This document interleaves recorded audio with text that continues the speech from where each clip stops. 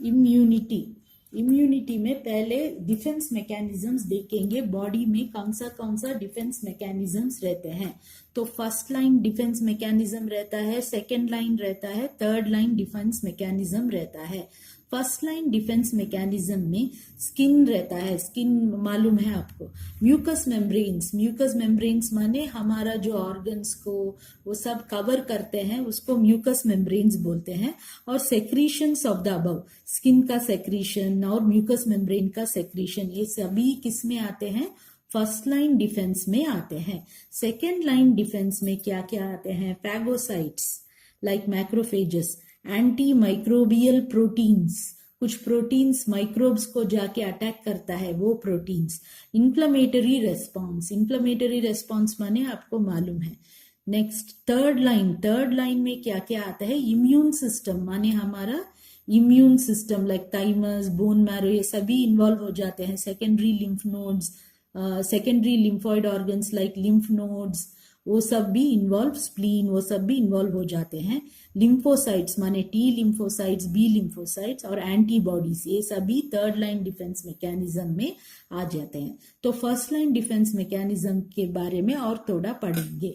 This prevents pathogen entering from the outer layer of the body, जैसे skin से या knows से, mouth से वो अलाउ नहीं करता है। ये फर्स्ट लाइन डिफेंस मैकेनिज्म होता है।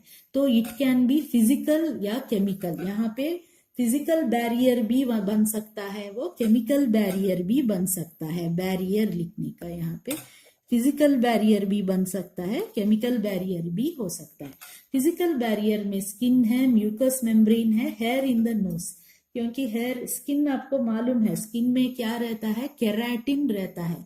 नहीं लिखा, आप चाहिए तो नोट डाउन कर लो। वो केराटिन वो माइक्रोब्स को पेनेट्रेट नहीं होने देता और उतना पानी भी लगने नहीं देता उतना। फिर म्यूकस मेम्ब्रेन्स माने नोज में रहते हैं, रेस्पिरेटरी ट्रैक्ट में रहते हैं, यूरिनरी ट्रैक्ट में रहते हैं, वो भी माइक्रोब्स को अंदर आने से प्रिवेंट करते हैं। हेयर इन द नोज, आपको मालूम है जो नोज में अंदर हेयर है वो डस्ट पार्टिकल्स को सब कुछ कलेक्ट करता है, ऐसा। Next chemical barrier sweat, skin में स्वेट रहता है, वो भी, उसमें भी थोड़ा एंजाइम्स जो बैक्टीरिया को मार देते हैं वो रहते हैं। सलाइवा भी ऐसा ही है, उसमें भी थोड़ा ऐसा एंजाइम्स रहते हैं या कुछ प्रोटीन्स रहते हैं जो माइक्रोब्स को मार देते हैं। सेरुमिन माने खान में जो वैक्स बनता है ना, वो भी माइक्रोब से अटैक होने से कान को बचाता है। तो immunity first line, second line और थर्ड लाइन देखा हमने। अभी हम फर्स्ट लाइन को डिटेल में देखा, अभी हम सेकेंड लाइन को देखेंगे। तो सेकेंड लाइन ऑफ डिफेंस, तो second line of the defence, तो second line of the defense, if the pathogen escapes first line of the defense, the cells come in defense. क्या है यहाँ पे? the cells come in defense action बोलने। अगर first line of defence action काम नहीं किया, वो माइक्रोब उसको पार करके आ गए, तो तब सेकेंड लाइन ऑफ डिफेंस काम करेगा। वो सेकेंड लाइन ऑफ डिफेंस में यूजुअली सेल्स रहते हैं। दीज और phagocytes, eosinophils, natural killer cells, and there can be even defensive proteins. यहाँ पे डिफेंसिव प्रोटीन्स भी रहते हैं सेकेंड लाइन ऑफ डिफेंस में। वो जो प्रोटीन्स कॉम्प्लीमेंट सिस्टम में है, जो साइटोकाइंस लाइक इंटरल्यूकिन्स, इंटरफेरॉन्स है, और इन्फ्लेमेटरी रेस्पॉन्स में जो प्रोटीन्स है, वो सब भी सेकेंड लाइन डिफेंस में आ जाते हैं। Third line defense, if the pathogen escapes the above two lines, third line, that is immune system with its complementary compounds come into play.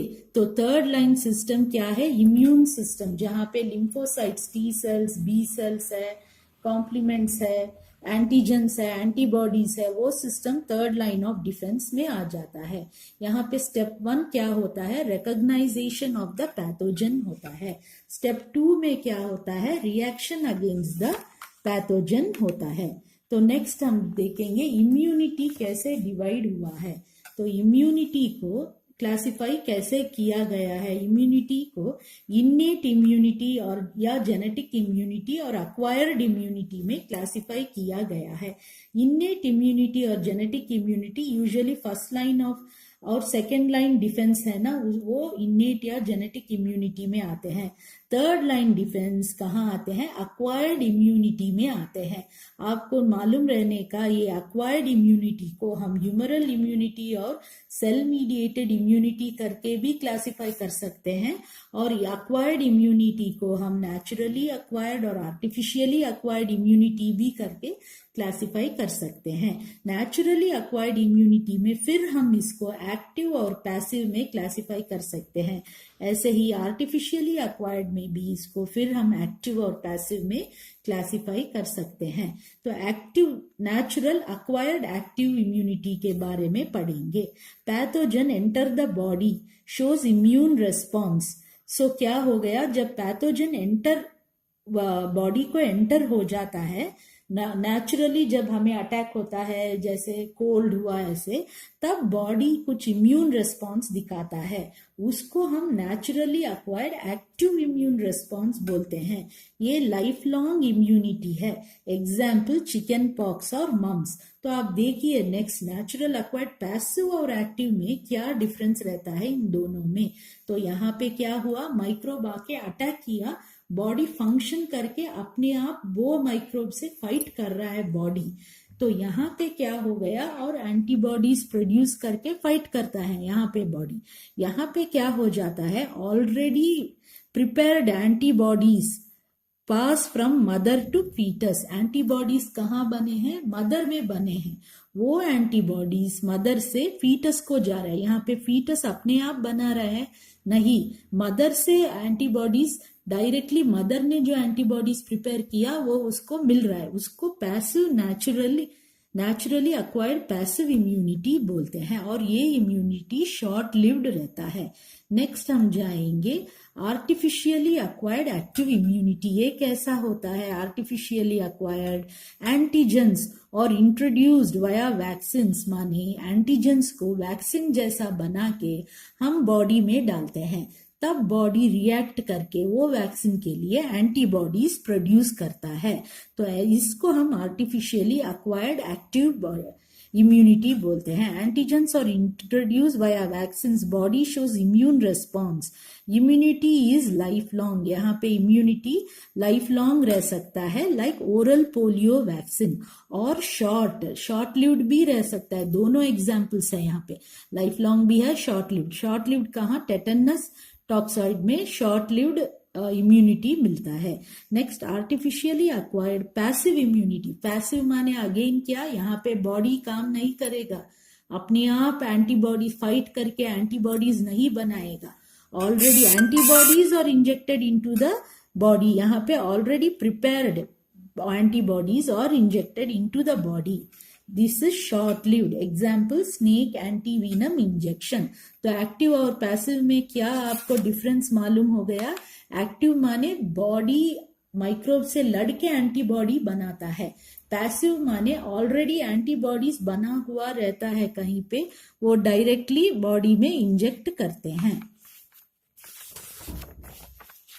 तो नेक्स्ट हम जाएंगे अक्वायर्ड इम्यून रेस्पॉन्स। सो ये अभी हम ये इसको देखेंगे, ये वाला। तो अक्वायर्ड इम्यून रेस्पॉन्स। सो अक्वायर्ड इम्यून रेस्पॉन्स क्या बोल सकते हैं? The specific reactivity induced by N antigen in a host.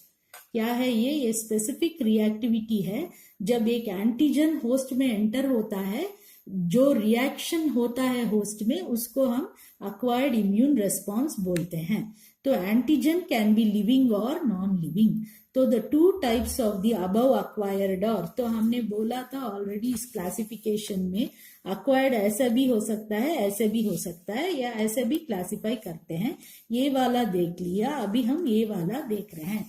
तो ये क्लासिफाई कैसे हुआ है? Humoral immunity and cell mediated immunity. Humoral immunity माने एंटीबॉडी मीडिएटेड इम्यूनिटी। तो ह्यूमरल इम्यूनिटी में क्या होता है? Primary defence against extra cellular bacteria.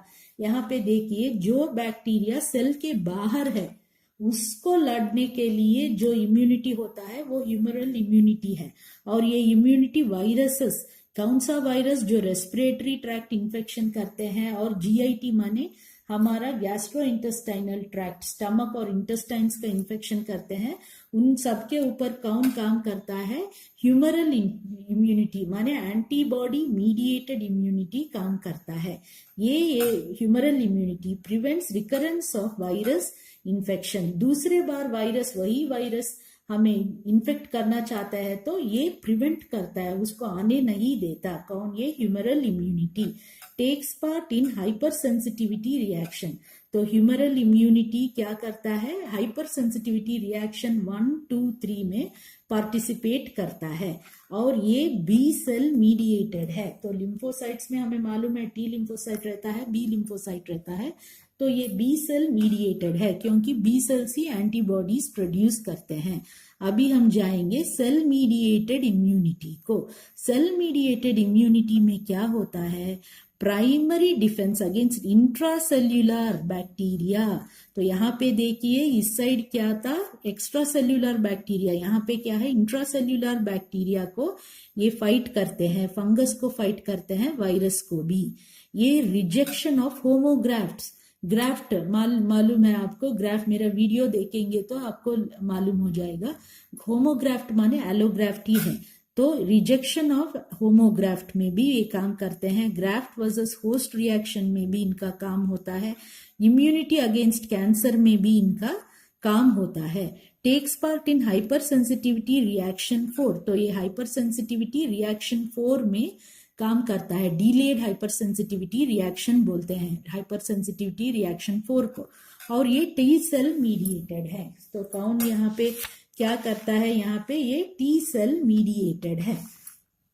तो अभी हमने क्या देखा? यहाँ पे ह्यूमरल इम्यूनिटी और सेल मीडिएटेड इम्यूनिटी देखा। अभी ये ह्यूमरल इम्यूनिटी में फिर 2 डिविजन्स रहते हैं, प्राइमरी रेस्पॉन्स रहता है और सेकेंडरी रेस्पॉन्स रहता है।